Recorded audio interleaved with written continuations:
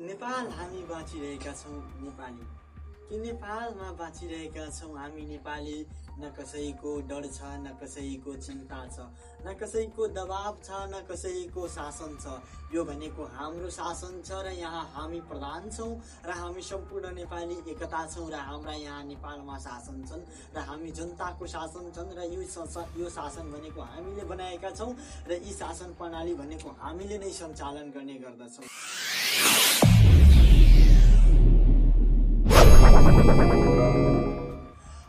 नमस्कार, आउनुहोस् तपाईहरू। आजको विषय हाम्रो रहेको छ लोकतन्त्र गणतन्त्र भनेको जनताद्वारा जनताप्रति जनताको लागि गर्ने एउटा शासन प्रणाली हो। यो किन हो भन्ने विषय लिएर अघि बढ्न गइरहेका छौँ।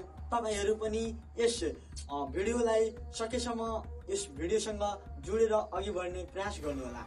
लोकतान्त्रिक गणतन्त्र यो चाहिँ जनताको लागि जनताप्रति जनताको द्वारा गरिने शासन हो किन भन्ने तपाईहरू पनि एकपटक विचार गर्नुहोला। यो लोकतान्त्रिक गणतन्त्र जनताको द्वारा जनता लागि जनताप्रति गर्ने एउटा शासन हो। हामी नेपाली हौँ र हाम्रा के छन्, हाम्रा अधिकार मतदान गर्ने अधिकार रहेका कर्तव्य रहेका छन्।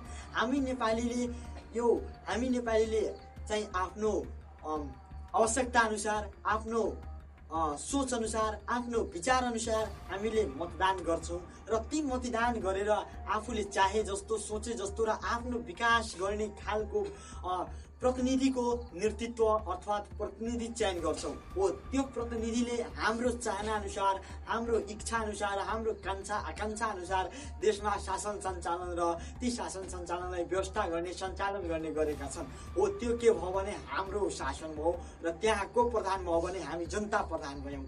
त्यसैले त्यो के भयो भने अब भएन त यो जनताको लागि जनताप्रति जनताद्वारा गरिने शासन हो। म यस विषयलाई पुनः एकपटक अझ राम्ररी यसलाई स्पष्ट पार्न जाँदैछु।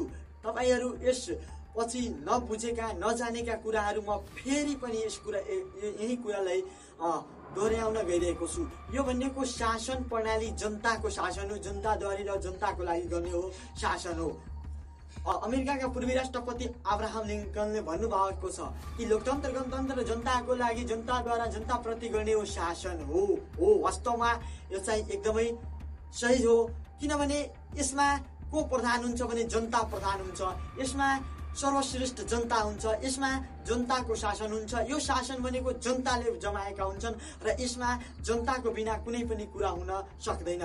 तसर्थ यो एउटा यस्तो शासन हो जहाँ जनताले आफ्नो इच्छा अनुसार, आफ्नो चाहना अनुसार प्रतिनिधि चयन गर्छन्। अनि ती प्रतिनिधि पनि कसैको व्यक्तिगत हुँदैन। त्यो प्रतिनिधि पनि जनताकै छोराछोरी हुन्छ।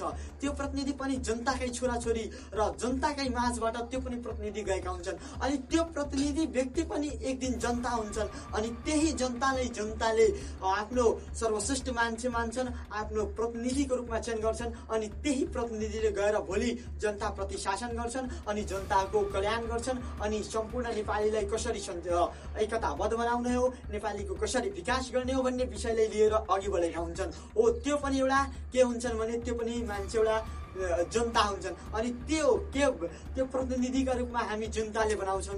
अनि त्यो कसमाथि शासन गर्छ भने हामी माथि शासन गर्छन्। हो त्यो शासन कसले बनायो त? हामीले बनायो। अब भएन त यो जनताद्वारा जनताको लागि जनताप्रति गर्ने शासन हो। पक्कै पनि भयो यो जनताद्वारा जनताको लागि जनताप्रति गर्ने शासन। यो भिडियो सुनेर तपाईँहरूको बिच कस्तो चाहिँ अनुभव हो अनि तपाईँहरूलाई कस्तो चाहिँ महसुस भयो भन्ने एउटा कमेन्ट मार्फत तपाईँहरूले आफ्नो प्रतिक्रिया दिनु।